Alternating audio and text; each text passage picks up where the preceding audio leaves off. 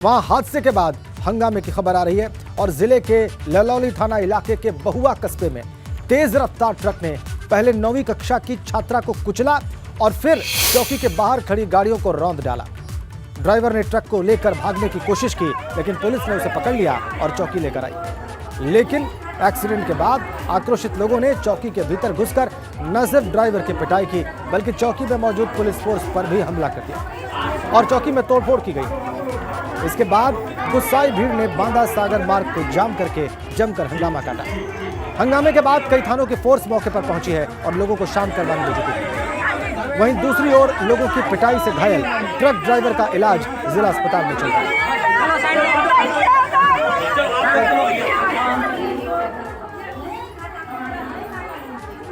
देखिए आप तस्वीरें, तेज रफ्तार ट्रक ने जब 9वीं की छात्रा को कुचला, उसके बाद लोग गुस्से में आए, पुलिस चौकी के भीतर घुसे। नाराज लोगों ने पुलिस चौकी पर हमला ही कर दिया। ये तस्वीरें फतेहपुर की आप देख लीजिए। गुस्से में थे लोग, नाराजगी बहुत ज्यादा थी। 9वीं की छात्रा को तेज रफ्तार ट्रक ने कुचल डाला था। गुस्सा पुलिस चौकी पर उतरा, पुलिस चौकी में पहुंच गए। ट्रक चालक को पुलिस ने पकड़ लिया।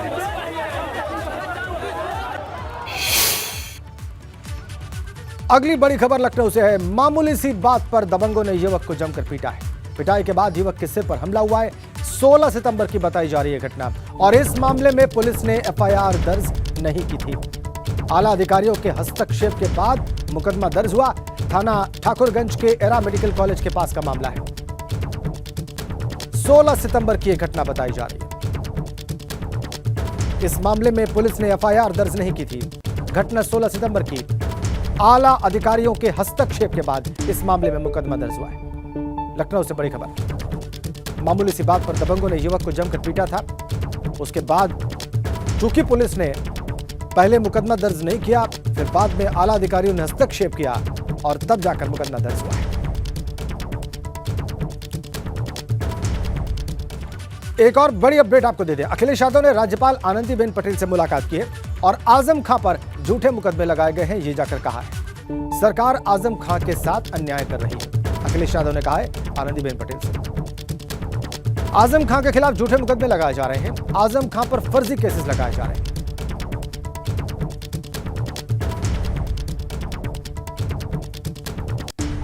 गवर्नर ने उनसे यही कहा है कि लगातार सरकार आदरणीय मोहम्मद आजम खान साहब और उनके परिवार पर झूठे मुकदमे लगा रही है और झूठे मुकदमे लगा करके वो जेल में रहें, वो जहां बीमार हैं। हमारा निवेदन था कि सरकार से कहें आदरणीय गवर्नर कि सरकार अन्याय उनके साथ न करे। अखिलेश यादव का बयान आपने सुना इस मुलाकात के बाद। और सपा विधायक रविदास मेहरोत्रा से हमारे संवाददाता ने बात की, वो देखिए आप। पार्टी के विधायक मोहम्मद आजम खान साहब के ऊपर फर्जी केस लगाया गया है। जिस समय वो आईसीयू में एडमिट थे, उस समय दिखाया गया कि आजम खान ने के लोग गए और धमकी दी। जो रिपोर्ट दिखाई गई है उसमें साफ लिखा गया है कि आजम खान नहीं गए थे। कोई जाए कहे कि मुझको आजम खान ने भेजा है, तो ये आधार गलत है। अगर कोई आजम खान किसी को भेजेंगे तो वो ये क्यों कहेगा कि हमको भेजा आजम खान ने है। तो ये सरकार साजिश करके, षड्यंत्र करके, विद्वेष की भावना से, बदले की भावना से कार्रवाई करने का काम कर रही है।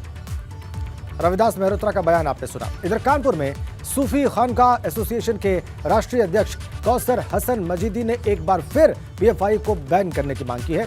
उन्होंने जो कुछ कहा है आपको दिखाते हैं। पॉपुलर फ्रंट ऑफ इंडिया पर के खिलाफ सबसे पहले आवाज उठाने वाले सूफी खानकाह एसोसिएशन के राष्ट्रीय अध्यक्ष कौसर हसन मजीदी हमारे साथ, उनसे बात कर लेते हैं। कौसर साहब, आप लगातार कह रहे थे कि पीएफआई के इरादे नेक नहीं हैं। देखिए, पीएफआई के इरादे नेक नहीं हैं, वो तो सारी चीज़ें सामने आ गई। जिस तरीके से कार्रवाई हो रही है, लगातार इनके ठिकानों पे छापामारी हो रही है और इनके लोग गिरफ्तार हो रहे हैं और वहाँ से आपत्तिजनक देश विरोधी साक्ष्य भी मिल रहे हैं। तो जाहिर सी बात है इनके इरादे ठीक नहीं थे। ये देश के खिलाफ अघोषित युद्ध चला ही रहे थे और देश को तोड़ना इनका मकसद था। तो इस तरीके की जो छापेमारी एनआईए द्वारा की जा रही है, जो पिछले 2 सालों से लगातार हम लोग संघर्ष कर रहे थे, तो हमारे सारे तथ्यों और तर्कों को इस छापे से पुष्टि मिलती है। क्या तथ्य और तर्क आपने रखे थे और आपने प्रधानमंत्री को भी पत्र इस बाबत लिखा था? देखिए, ये पीएफआई जो थे ख़ास तौर से मुसलमानों के बीच में जा कर के मुस्लिम नौजवानों को बरगला रहे थे, देश के खिलाफ युद्ध के लिए उनको तैयार कर रहे थे और उनको आतंकवादी बना रहे थे। जैसा कि मामला केरल में सामने आया था कि धर्म परिवर्तन के ज़रिए लोगों को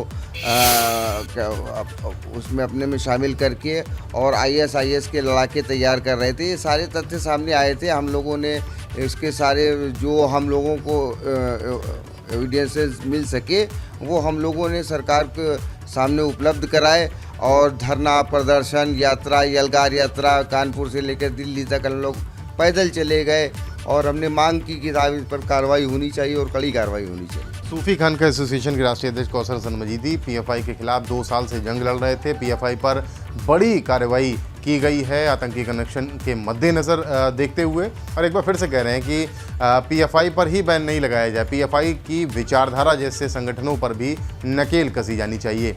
कानपुर से कैमरामैन पंकज निगम के साथ रतीश त्रिवेदी, एबीपी गंगा। और पीएफआई के ठिकानों पर छापेमारी को लेकर बयान दिया है सपा सांसद शफीकुर रहमान बर्क ने। आखिर क्यों की जा रही हैं गिरफ्तारियां, ये सवाल उन्होंने अपने बयान में उठाया है। पीएफआई के सदस्यों का जुर्म आखिर क्या है, ये भी पूछ रहे हैं शफीकुर रहमान बर्क। क्या पीएफआई से देश को खतरा हो गया है? बयान शफीकुर रहमान बर्क का। उनका जुर्म क्या है?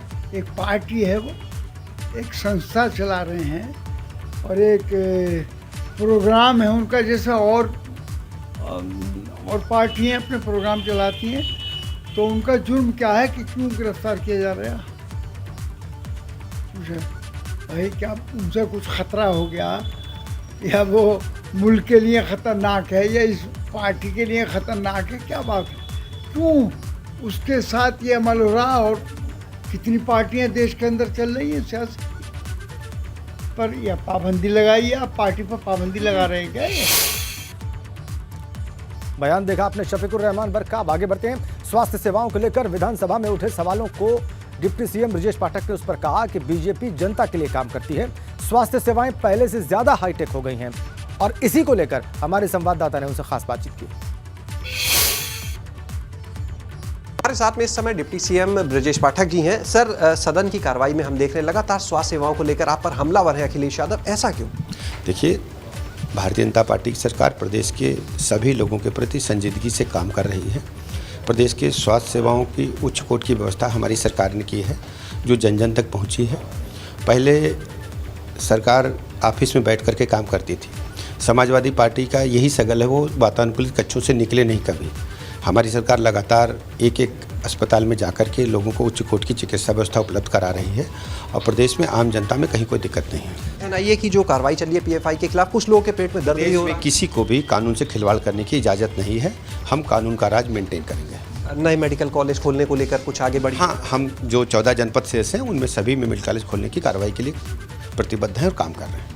तो ये थे हमारे साथ में डिप्टी सीएम ब्रजेश पाठक जी। इनका साफ तौर पर कहना है कि उनका सिर्फ एक लक्ष्य है कि प्रदेश की जनता जो है 25 करोड़, उसके लिए काम करना, और उसी पर उनका फोकस है। आखिर उनका कहना है कि कहीं ना कहीं जो सपा है, जो अखिलेश यादव है, उनके पास अब कोई मुद्दे नहीं रहे, इसी वजह से वो इस तरह की बयानबाजी कर रहे हैं। कैमरा सहयोगी हरिओम के साथ शैलेश अरोरा, एबीपी गंगा, लखनऊ। आगे बढ़ेंगे देहरादून से आ रही बड़ी खबर के साथ। विधानसभा भर्ती घोटाले की जांच पूरी हो गई है जी, और जांच समिति ने विधानसभा अध्यक्ष को अपनी रिपोर्ट सौंप दी है। ये ताजा खबर। 2011 तक के सभी कर्मचारियों को हटाया जा सकता है, सूत्रों के हवाले से खबर आ रही है। गोविंद कुंजवाल के कार्यकाल के कर्मचारियों को भी हटाया जा सकता है, और मौजूदा वित्त मंत्री प्रेमचंद्र अग्रवाल ने 74 पदों पर नियुक्ति दी थी, तो 2011 तक के सभी कर्मचारियों को हटाया जा सकता है। ये देखिए आप, रिपोर्ट सौंपते हुए जांच समिति के लोग। और विनोद कुमार हमारे संवाददाता और ज्यादा जानकारियां लेकर हमारे साथ जुड़े हैं। विनोद, इस रिपोर्ट के बारे में क्या आपको जानकारी मिल रही है? बिल्कुल राजेंद्र, देखिए वैसे आज 12 बजे विधानसभा अध्यक्ष रीतू खंडूरी की प्रेस वार्ता है, और आज बड़ा खुलासा इस प्रेस वार्ता में हो सकता है। और विधानसभा भर्ती प्रकरण को लेकर जो एक्सपर्ट कमेटी थी, उन्होंने कल ही अपनी रिपोर्ट अध्यक्ष को प्रेषित कर दी थी, और 2011 से 2022 तक में जो विधानसभा में नियुक्ति हुई है, तो उनसे अभी सहमति ऐसी बनी है कि अब तक जो 2011 तक के सभी कर्मचारी थे उनको हटाया जा सकता है। ये सूत्रों के अनुसार बड़ी जानकारी मिल रही है। और इसके अलावा विधानसभा अध्यक्ष रहे मौजूदा वित्त मंत्री प्रेमचंद अग्रवाल ने 74 भर्तों को नियुक्ति की थी, तो तमाम उन पदों से कर्मचारी अधिकारियों को भी छुट्टी हो सकती है। लिहाजा जिस तरह से एक्सपर्ट कमेटी के मेंबर्स ने अपनी रिपोर्ट विधानसभा अध्यक्ष को प्रेषित की थी, तो आज 12 बजे बड़ा खुलासा विधानसभा भर्ती को लेकर विधानसभा अध्यक्ष रीतू खंडूरी कर सकती है। लेकिन सूत्रों के अनुसार जानकारी ये मिल रही है कि जितने भी अब तक 2011 से लेकर 2022 तक विधानसभा में नेताओं के चहेते हो या नेताओं के रिश्तेदार हो, उनको गलत तरीके से भर्ती कराया गया, उन पर गाज गिरना संभव माना जा रहा है। एक्सपर्ट कमेटी की जो रिपोर्ट है उसमें साफ तौर पर ये अभी जानकारी मिल रही है कि तमाम तथ्यों को देखते हुए तमाम बिंदुओं पर गहनता से जांच की गई है और जितने भी नेताओं के रिश्तेदार हैं, बारी बारी से तमाम अलग अलग लोगों के बारे में जानकारी जुटाई गई है कि आखिरकार कौन किसका रिश्तेदार है, कौन कब भर्ती हुआ। कुल कितने लोग हैं विनोद? बिंदुओं पर कुल कितने कर्मचारी होंगे 2011 से जिनकी नियुक्ति हुई है और जिनकी नियुक्ति रद्द हो सकती है?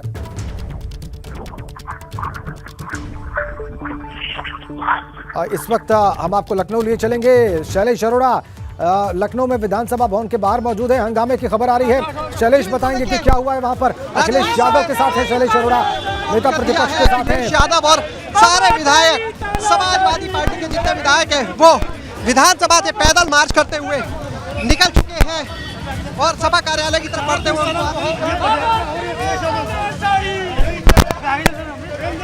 जी मार्च का मौका नहीं मिला, लेकिन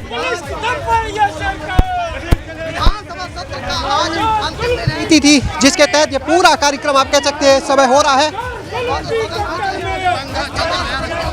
उनको आप निकलते हुए देख सकते हैं।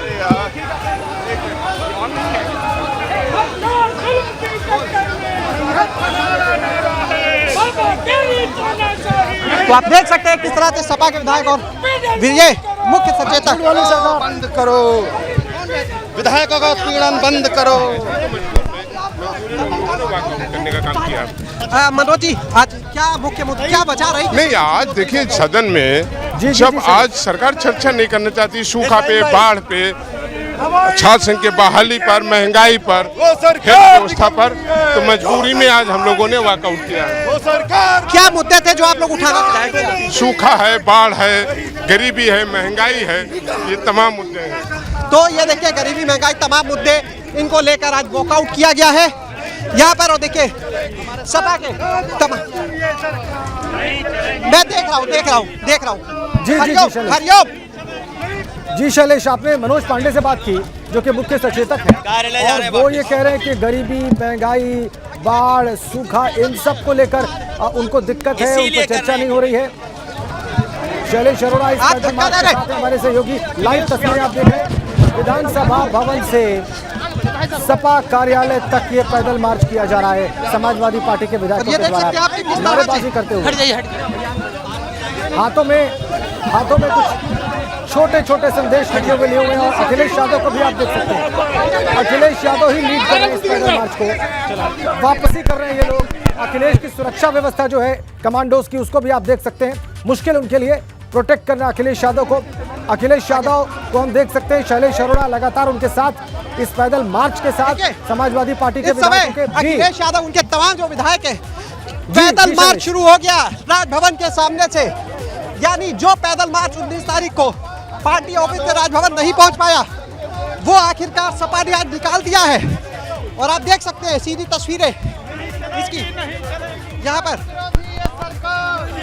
और अखिलेश यादव भी बिल्कुल शैलेश, हम देख पा रहे हैं अखिलेश यादव को, सपा के तमाम विधायकों को, मुख्य सचेतक मनोज पांडे को, कई जाने माने चेहरे समाजवादी पार्टी के शैलेश हम सब देख रहे हैं नारे लगाते हुए, हाथों में लाल बैनर से छोटे उनके, उसको लिए हुए, अपना संदेश लिखे हुए। देखेंगे क्या लिखा हुआ है उस पर। हो सकता है कि अलग अलग हाथों में अलग अलग किस्म के संदेश हों और विरोध वाले संदेश हों, लेकिन आप देख सकते हैं मुख्य सचेतक मनोज पांडे को, शैलेश अरोड़ा इस धक्का मुक्की के बीच में वहीं से आपको लाइव तस्वीरें दिखा रहे हैं। और अखिलेश यादव को आप देख सकते हैं लाल टोपी पहने हुए मार्च करते हुए विधानसभा भवन से समाजवादी पार्टी के कार्यालय तक। लाइव और एक्सक्लूसिव तस्वीरें अखिलेश यादव के जो सिक्योरिटी है राजभवन के सामने जी, राजेंद्र राजभवन के सामने इस समय पहुंच चुके हैं अखिलेश यादव और उनके विधायक। यानी एक सोची समझी रणनीति थी, ये आप मान सकते हैं। एक बार फिर कोशिश कर रहे हैं हम उन तक पहुंचने की। जरूर जरूर राजभवन के सामने से देखिए इस वक्त समाजवादी पार्टी विधायक गुजर रहे हैं और ये सोची समझी रणनीति हो सकती है। एक बार फिर शैलेश कोशिश जी कर रहे हैं उन तक पहुंचने की जी। हालांकि जो उनकी सिक्योरिटी है वो आप देखिए आगे चल तो वो बात बिल्कुल करने बिल्कुल से शैलेश रोक रही है मीडिया को लगातार। जी जी जी हम देख पा रहे हैं शैलेश की उनकी सिक्योरिटी जो है वो आपको रोक रही है उनके करीब जाने से, लेकिन फिर भी आप प्रयास कर रहे हैं और फिर भी एबीपी गंगा के दर्शकों को उनका वक्तव्य आप दिखाना चाहते हैं। हम देख पा रहे हैं, हम ये भी देख रहे हैं कि कैसे समाजवादी पार्टी के विधायक कुछ उनके आगे कुछ उनके पीछे चल रहे हैं, ज्यादातर उनके पीछे चल रहे हैं। और ये देखिए काले बैनर्स भी हैं हाथ में, कुछ विधायकों के लाल रंग के भी हैं। तो ये क्या लिखा हुआ है उस पर हमें पढ़ने का प्रयास करना होगा। मुख्य सचेतक मनोज पांडे भी साथ में हैं और इससे पहले जो पैदल मार्च रोका गया था, ऐसा लगता है कि समाजवादी पार्टी ने सरप्राइज करके इसको आज किया। आज आखिरी दिन है मॉनसून सत्र का और 14 तारीख को एक पैदल मार्च करने का प्रयास हुआ था, विधानसभा भवन तक धरने का प्रयास हुआ था, वो रोका गया। इसके बाद जब विधानसभा का मॉनसून सत्र शुरू हुआ तो अखिलेश यादव को धरने पर बैठना पड़ा। वो पहले दिन समाजवादी पार्टी के विधायकों के साथ पैदल मार्च नहीं कर पाए। आखिरकार सपा ने अपना पैदल मार्च निकाल ही दिया। इस बार स्ट्रैटेजी जो थी वो सफल हो गई, रणनीति सफल हो गई जी। सपा की अखिलेश यादव की मनोज जी रणनीति सफल हो गई, पैदल मार्च किया। बिल्कुल पैदल वापस तो जा रहे हैं, आने नहीं दिया, वापस जा रहे हैं। आज किसानों की समस्याएं नहीं सुनी जा रही, बेरोजगारी है, महंगाई है। ठीक है शैलेश, आपने मनोज पांडे को सरकार चर्चा नहीं करा। मनोज पांडे से बात की आपने, वो कह रहे हैं बिल्कुल पैदल मार्च ही कर रहे हैं। ठीक है शैलेश, और आप लगातार बहुत तेज गति से ये पैदल मार्च हो रहा है। सारे सपा विधायक का ऐसा लग रहा है कि बेरोजगारी के मुद्दे थे जी, जिन पर सपा चर्चा चाहती थी लेकिन नहीं होने दी गई, इनका आरोप है। और उसके बाद यहाँ पर पैदल मार्च अखिलेश यादव विधानसभा से निकले अपने विधायकों के साथ। किस तरह से पूरी रणनीति मनोज पांडे जी इससे इनकार नहीं किया जा सकता, क्योंकि जिस तरह से 19 तारीख को पैदल मार्च को रोका गया था जी, लगातार कहीं ना कहीं सपा पहले से मन बना चुकी थी कि सत्र के दौरान कम से कम एक बार जरूर पैदल मार्च करेंगे। अगर पहले से कहने के बाद नहीं मौका दिया तो अचानक करेंगे, और कर दिया जी। राजभवन के सामने देखिए, राजभवन गेट नंबर 1 के पास पहुंच चुके हैं अखिलेश यादव और उनके विधायक। बिल्कुल बिल्कुल बिल्कुल शैलेश, हम देख रहे हैं कि तेज कदमों से चलते हुए अखिलेश यादव और उनके साथी समाजवादी पार्टी के विधायक और उनकी सिक्योरिटी भी जो लगातार उनको आपको उनके पास जाने से रोक रही है, और अचानक सरप्राइज तरीके से किया गया ऐसा लगता है ये रणनीति के। और देखिए एक और अपडेट राजेंद्र, देखिए आरएलडी के विधायक भी अब नजर आ रहे हैं। देखिए आरएलडी के एक विधायक भी हमें नजर आ रहे हैं, यानी उस दिन भले वो अलग थलग दिखे थे लेकिन आज पैदल मार्च में दोनों साथ साथ हैं। तो देखिए आप अखिलेश यादव के साथ में आरएलडी के एक विधायक, इसके अलावा तमाम जो विधायक नारेबाजी करते हुए यहाँ पर नहीं चलेगी। और आरएलडी के भी एक विधायक आ गए। पहले 14 तारीख को एक धरने की सपा की कोशिश, पहले 14 तारीख को एक कोशिश धरने की विफल, नहीं पहुंचने दिया गया। 19 तारीख को पैदल मार्च की कोशिश विफल, रोक दिया गया। लेकिन आज सत्र का अंतिम दिन आखिरकार सफल हो गए अपनी रणनीति में। हरिओम आ गई। बिल्कुल बिल्कुल बिल्कुल बिल्कुल शैलेश, ठीक है, ऐसा लगता है कि सरप्राइज करके ये पैदल मार्च किया गया है। ये बताइए रणनीति सफल हो गई आप लोग की? सरकार का विरोध जरूरी है। जब छात्रों पर अत्याचार, किसानों पर अत्याचार, दलितों पर अत्याचार बढ़ने लगे तो विपक्ष को मौन नहीं बैठना चाहिए। ये क्या पहले तो सोचा हुआ था पैदल मार्च? जैसी उन लोगों की भारतीय जनता पार्टी वालों के जवाब आते हैं उसके लिहाज से सदन से सड़क तक संघर्ष करना जरूरी है। विषय क्या क्या थे? बातचीत आप विधायकों से ही जानने का प्रयास करें शैलेश कि क्या सरप्राइज करने की तैयारी थी वहां पर एडमिनिस्ट्रेशन को। शैलेश, ये जानने की कोशिश करिए आप। बिल्कुल बिल्कुल सरप्राइज करने की इतनी गुपचुप तैयारी कि किसी को पता भी नहीं चला आज, क्योंकि पता होता LIU को, इंटेलिजेंस को, तो निकलने ना दिया जाता। बहुत ही गोपनीय तरीके से इस पूरे ऑपरेशन को अंजाम दिया गया। और देखिए कि किस तरह से विधायक जितने हैं वो इस समय जी यहाँ पर नजर आ रहे हैं और अब विक्रमादित्य मार्ग चौराहे तक पहुंच गए हैं। यहाँ से सामने ही सबसे पहले पड़ेगा पूर्व मुख्यमंत्री और सपा अध्यक्ष नेता विरोधी दल अखिलेश यादव का आवास पहले, और उसके बाद सपा कार्यालय। जी तो देखिए ये आज की कितनी दूरी तक शैलेश रणनीति जो थी। शैलेश ये पैदल मार्च कितनी आज दूरी काहे तक के लिए आता है आप लोग विधानसभा भवन देखिए से? लगातार सरकार सदन में झूठ बोल रही है, चाहे वो बेरोजगारी की बात हो, चाहे महिला हितों की बात है, और लगातार बेरोजगारी और छात्रों के विषय पर सरकार पीछे हट रही है। कोई वक्तव्य सरकार की ओर से विधानसभा में नहीं है, और 400 गुना फीस बढ़ गई बच्चों की, उस पर सरकार।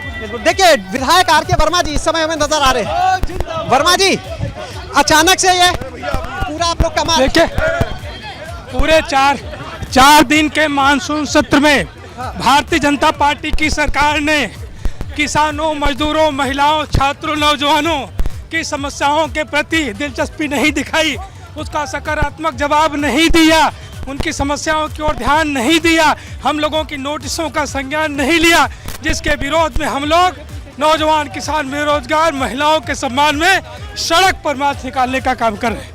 तो यहाँ पर देखिए RK वर्मा को हम सुन रहे थे, और पीछे देखिए जी लखनऊ से विधायक अरमान खान हमें नजर आ रहे हैं, और इसके अलावा विधायक इरफान सोलंकी, मनोज पांडे एक बार देखिए फिर पीछे की तरफ है अखिलेश यादव के पास, और देखिए बस अखिलेश यादव का घर पहले आने वाला है। जी और कितनी दूरी शैलेश, कितनी यहाँ पर दूरी आप तय देखिए, तय हो चुकी तस्वीरें है? हमारे कैमरा से शैलेश, जो दिखा रहे विधानसभा भवन से कितनी दूर आ चुके हैं आप?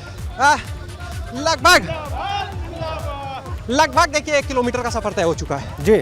और ये आ गया सपा अध्यक्ष अखिलेश यादव का आवास। कैमरा सहयोगी हरिओम से कहेंगे बाएं हाथ में दिखाएं, देखिए ये है अखिलेश यादव का आवास, और यहाँ पर भी सिक्योरिटी अलर्ट। लेकिन ये मार्च यहीं पर रुकने वाला नहीं है, कि पार्टी कार्यालय तक जाएगा, जो यहाँ से लगभग 200-300 मीटर और दूर है अभी। तो देखिए अखिलेश यादव को सिक्योरिटी ने पूरी तरह कवर करके अंदर करा है। लालजी वर्मा जो है वो भी उनके साथ हमें नजर आ रहे हैं जी तमाम। और देखिए राकेश सिंह विधायक, राकेश जी आप लोग की क्या रणनीति थी पहले से, क्या 19 को नहीं करने देखिए आज नियम 11 में 311 में नोटिस दी गई थी छात्रों के मुद्दों को लेके। इलाहाबाद यूनिवर्सिटी में छात्र 8 महीने से अनशन पे लगातार हैं, उसको भी सदन में अगर नहीं सुना जा रहा है तो सदन में बैठने का मतलब क्या है? आप लोग अंदर गए थे सदन के पहले? सदन के अंदर क्या कहा गया वहाँ पर कि अभी नहीं सुना जाएगा? क्या वजह बताई गई? अब तो वजह कहाँ बताते हैं? उस दिन तो कह रहे थे कि नियम 311 का मतलब वो पूछ रहे थे विधानसभा में। आज हमने 311 के मतलब के हिसाब से लगाया था कि 8 महीने से छात्र अपनी पढ़ाई लिखाई छोड़कर लगातार अनशन पे हैं, भुखमरी के कगार पे हैं, बेरोजगार होकर आत्महत्या करने की स्थिति तक पहुंच गए हैं। बेरोजगारी का हमारा सवाल था, तो ये तो तात्कालिक मुद्दा था। ये 69,000 शिक्षकों की भर्ती का मुद्दा हम देख रहे हैं आप जी है, क्या मुद्दा ले आता? आज इस सरकार में हर जाति, हर वर्ग, हर धर्म और शिक्षक हो, कोई भी कर्मचारी जो नौकरी पे है, आज सब लोग दुखी हैं। धरना प्रदर्शन करते हैं तो लाठियां मार करके भगाया जाता है, इसीलिए हम सड़कों पे हैं। देख सकते हैं आप कि किस तरह से सारे विधायक एक बार फिर कोशिश करते हैं अखिलेश यादव से बात करने की, राजन। लेकिन देखिए किस तरह से ठीक है। आज राकेश सिंह बता रहे हैं कि नियम 311 के तहत फिर से नोटिस दिया गया था, और आज का मुद्दा इलाहाबाद विश्वविद्यालय में फीस बढ़ोतरी था, ये भी राकेश सिंह ने बहुत साफ कर दिया। तो बहुत सारे मुद्दों के साथ शैलेश, आज जो सबसे बड़ी बात थी वो नियम 311 के तहत चर्चा की थी, और इसमें इलाहाबाद विश्वविद्यालय की फीस बढ़ोतरी का मुद्दा था। शैलेश विधायक है उनसे भी बात करते हैं। जी जरूर, क्योंकि बिल्कुल देखिए कुछ और ये बताइए, आज तो 311 में मुद्दा उठाया, चर्चा नहीं होने दी। वो टोटल तानाशाह है, डिक्टेटर अंदाज है, हिटलरशाही है। ये समाजवादी पार्टी बर्दाश्त नहीं करेगी, उसको सड़कों पे समाजवादी पार्टी आएगी, और आप देख रहे हैं पूरे उत्तर प्रदेश के अंदर समाजवादी पार्टी सड़कों पर लड़ाई लड़ने का काम करेगी। ये बताइए, उस दिन तो RLD साथ में नहीं थी, अलग प्रदर्शन कर रही थी, आज RLD भी साथ नहीं कर रही थी, वो प्रदर्शन वही था। अब हम महंगाई के खिलाफ हैं, बेरोजगारी के खिलाफ हैं, और गन्ने का पेमेंट नहीं मिला उसके खिलाफ हैं। सारी चीज़ों में ये सरकार कोताही बरत रही है। रोजगार दे रही है। आरएलडी का भी आज बाइकआउट हो गया सदन से। हाँ, बाइकआउट होगा। हम साथ साथ हैं, उस दिन भी साथ थे। हम चौधरी चरण सिंह की मूर्ति पे गए थे, वो इन्हें जाने नहीं दिया था, वहाँ पहुँच गए थे। लोग आरोप लगा रहे थे कि सपा और आरएलडी के बीच में भी खटपट चल रही है। नहीं, कोई खटपट नहीं, ना खटपट हो सकती ना खटपट है। हम साथ साथ हैं। तो देखिए यहाँ पर आरएलडी के विधायक और ये इरफान सोलंकी जो है उनसे भी जी, बात जरूर करेंगे। इरफान जी ये बताएं, आज तो नियम लगाया था 311, क्या हुआ, क्या कह के मना किया गया बात करने से? सरकार किसी मुद्दे पे बात करना नहीं चाहती है और हम जो है हर मुद्दों पे सरकार को घेरने का काम करेंगे। क्या क्या मुद्दे थे? हर किसान का मुद्दा, बच्चियों का मुद्दा, पढ़ाई लिखाई का मसला, गरीबी का मसला। तो यहाँ पर आप देख सकते हैं, अपने कैमरामैन हरिओम से हम कहेंगे एक बार फिर अखिलेश यादव की तस्वीरें दिखाएं, जो इस समय हम देख पा रहे हैं काफी कड़ी सिक्योरिटी में, जी सिक्योरिटी से भी घिरे, अपने विधायकों से भी घिरे हैं और यहाँ पर सिक्योरिटी जो है पूरी तरफ से घेर लिया है कि कैसे भी कोई उन तक पहुंच ना पाए। हम कोशिश कर रहे हैं बार बार। आप आ गए लगता है शैलेश, आप समाजवादी पार्टी कार्यालय तक पहुंच बात गए। करनी चाहिए। बिल्कुल बिल्कुल, देखिए सपा कार्यालय आ चुका है और यहाँ पर पहुँचते हैं देखिए पार्टी कार्यालय के अंदर जाते हुए जी अखिलेश यादव और सारे विधायक इस समय और संभव है कि अभी प्रेस कॉन्फ्रेंस भी करेंगे अखिलेश यादव जी, जी, जी। और बताएंगे कि क्यों ये कदम उठाया, क्यों वॉकआउट किया सदन से आज। वैसे बहुत सारे विधायकों ने, शैलेश सबसे बड़ी अपडेट तो यह है कि ये सारे लोग पैदल मार्च करते हुए समाजवादी पार्टी दफ्तर तक पहुंच गए हैं। आप भी लगातार साथ चलते हुए वहां पर आ गए हैं और तमाम जो विधायक है शैलेश, वो अपनी बात के जरिए बता रहे हैं कि हुआ क्या है सदन में। 311 के तहत, नियम 311 के तहत चर्चा चाहती थी समाजवादी पार्टी। पहले दिन भी यही हुआ था, पहले वर्किंग डे में, यानी कि इस सत्र के दूसरे दिन, उस दिन स्वीकार नहीं किया गया। चर्चा दूसरे नियम के तहत की गई। आज इलाहाबाद विश्वविद्यालय के फीस बढ़ोतरी का मुद्दा था, ये साफ किया राकेश सिंह ने। इसके अलावा और भी मुद्दे हैं जिस पर समाजवादी पार्टी चर्चा चाहती है और उसका आरोप है कि वो चर्चा नहीं हो रही है। तो ये समाजवादी पार्टी विधायकों और नेताओं का जत्था अखिलेश यादव के नेतृत्व में पैदल मार्च करते हुए आ चुका है समाजवादी पार्टी कार्यालय। विधानसभा से निकलकर पैदल मार्च करते हुए ये विधायक और अखिलेश यादव इनका नेतृत्व कर रहे हैं, ये पहुंच गए हैं, ये पहुंच गए समाजवादी पार्टी कार्यालय। पीछे रोक दो यार। आज सदन से वॉकआउट इसलिए किया है, समाजवादी पार्टी और जितने भी विपक्षी दल हैं इस बात की मांग करते रहे कि सदन का समय बढ़ाया जाए। सदन का समय बढ़ा, इसको लेकर के पार्टी के और अन्य दलों का सरकार को यही कहना था कि समय कम दिया गया है।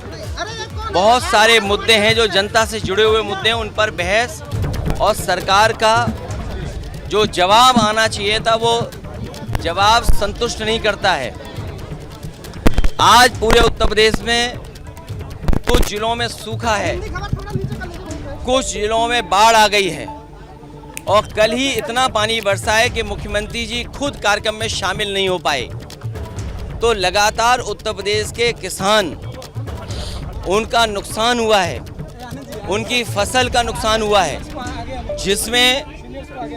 जिसमें सूखा की वजह से और बाढ़ की वजह से बड़े पैमाने पर नुकसान हुआ है। वहीं लंपी वायरस से भी बहुत बड़े पैमाने पर जो जानवर हैं उनकी जान गई है और अभी भी बीमार हैं। किसानों के गन्ने का भुगतान नहीं हुआ है। कई जिलों से खबर आ रही है खाद और किसी तरह का इंतजाम सरकार नहीं कर पाई है। बेरोजगारी को लेकर भी लगातार नौजवान इस उम्मीद में थे कि डबल इंजन की सरकार दोबारा सरकार बन जाने के बाद उन्हें नौकरी और रोजगार मिल जाएंगे, उनका भविष्य बेहतर होगा। इधर इलाहाबाद में पिछले 800 दिन से लगातार छात्र धरने पर बैठे हैं, कोई उनको पूछने वाला नहीं है और उसके जवाब में सरकार का फैसला ये रहा, यूनिवर्सिटी का फैसला ये रहा कि उनकी 500 गुना फीस बढ़ा दी। आमदनी खत्म हो गई, लोगों की आय हो नहीं पा रही है, नौकरी रोजगार है नहीं। आखिरकार गरीब बच्चे इतनी फीस, हॉस्टल की फीस, पढ़ाई के लिए कैसे फीस दे पाएंगे? और जब आत्मदाह कर रहे हैं तो उनको धमकी मिल रही है सरकार से। जहां महंगाई के लिए कोई सरकार ठोस कदम नहीं उठा पाई कि महंगाई कैसे कम होगी। अग्निवीर की भर्ती हुई, 1,13,000 लोगों ने फॉर्म भरे हैं, कई जगह और भी भर्ती हो रही है, लेकिन सरकार ये नहीं बता रही है कि आखिरकार कितने लोगों को पक्की रोजगार या नौकरी मिल जाएगी अग्निवीर के माध्यम से। इसलिए सरकार के खिलाफ समाजवादी पार्टी सदन को वॉकआउट कर करके आई है। कम से कम सरकार ये स्पष्ट करे कि महिलाओं की सुरक्षा कैसे होगी, क्योंकि जो एनसीआरबी का आंकड़ा कहता है, महिला आयोग का जो आंकड़े कहते हैं, वो सबसे खराब अगर कानून व्यवस्था और सबसे ज़्यादा महिलाओं के ऊपर उत्पीड़न अन्याय कहीं हो रहा है तो उत्तर प्रदेश में। कोई कल्पना कर सकता है कि लखीमपुर जैसी घटना हो? हाथरस में पहले ही हो चुका है। मुरादाबाद का देख लीजिए किस तरीके से एक बेटी को सड़क पर भागना पड़ा, और पूरी तरीके से कानून व्यवस्था ध्वस्त हो चुकी है और पॉलिटिकल लोगों पर झूठे मुकदमे लगाए जा रहे हैं। देखिए, आदरणीय आजम खान साहब के लिए राजभवन गए, जो सदन में मुद्दे उठने चाहिए, उस सदन में जो जवाब सरकार का आना चाहिए, वो सरकार का जवाब नहीं आ पा रहा। आप बताइए, महंगाई पर ठोस कदम क्या उठाया सरकार ने? रोजगार और नौकरी देने के लिए क्या ठोस कदम उठाए हैं? कानून व्यवस्था बेहतर हो जाए उसके लिए क्या ठोस कदम उठाए हैं? इन्वेस्टमेंट के बड़े बड़े सपने दिखाए और $1 ट्रिलियन इकोनॉमी की सपना देख रहे हैं, तो उसके लिए आपने क्या कदम उठाया है? और सदन जब ज़्यादा चले तो आप सदन को क्यों 4 दिन में बंद कर रहे हैं? तमाम मंत्री अपना बजट बताना चाहते हैं, बजट की जानकारी देना चाहते हैं और सदन से पूछना चाहते हैं कि आखिरकार उस विभाग ने काम क्या किया है।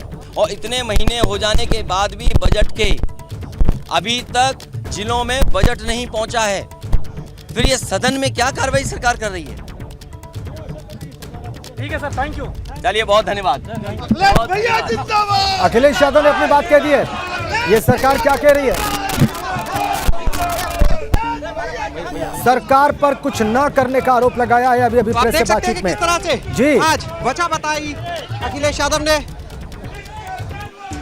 जरूर शैलेश, हमने पूरी बात अखिलेश यादव की सुनी। आरोप लगाए जरूर जरूर जरूर, और सारी बात हमने अखिलेश यादव की सुनी, हमारे दर्शकों ने देखी शैलेश, और उसमें वो कह रहे हैं कि राजभवन गए वो मोहम्मद आजम खां के मुद्दे को लेकर, सदन में जैसे सरकार का जवाब आना चाहिए था वैसे नहीं आया है। सदन में सरकार को जिस प्रकार से जवाब देना चाहिए वो नहीं आया।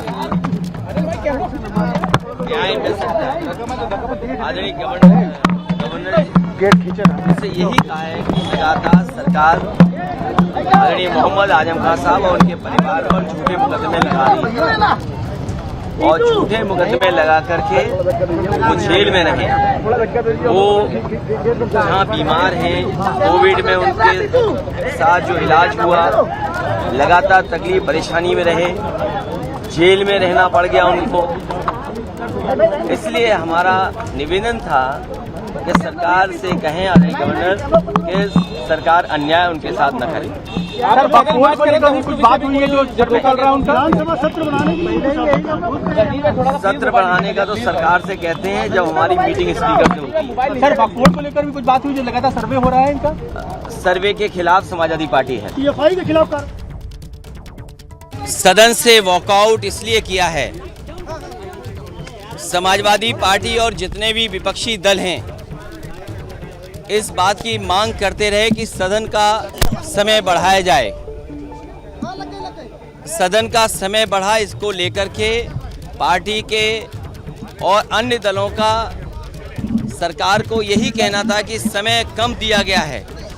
बहुत सारे मुद्दे हैं जो जनता से जुड़े हुए मुद्दे हैं, उन पर बहस और सरकार का जो जवाब आना चाहिए था वो जवाब संतुष्ट नहीं करता है। आज पूरे उत्तर प्रदेश में कुछ जिलों में सूखा है, कुछ जिलों में बाढ़ आ गई है, और कल ही इतना पानी बरसा है कि मुख्यमंत्री जी खुद कार्यक्रम में शामिल नहीं हो पाए। तो लगातार उत्तर प्रदेश के किसान, उनका नुकसान हुआ है, उनकी फसल का नुकसान हुआ है, जिसमें सूखा की वजह से और बाढ़ की वजह से बड़े पैमाने पर नुकसान हुआ है।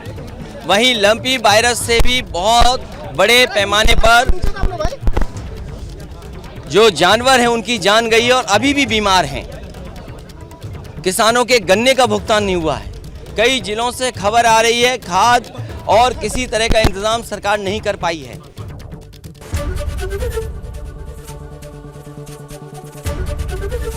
एबीपी गंगा, खबर आपकी, जुबान आपकी।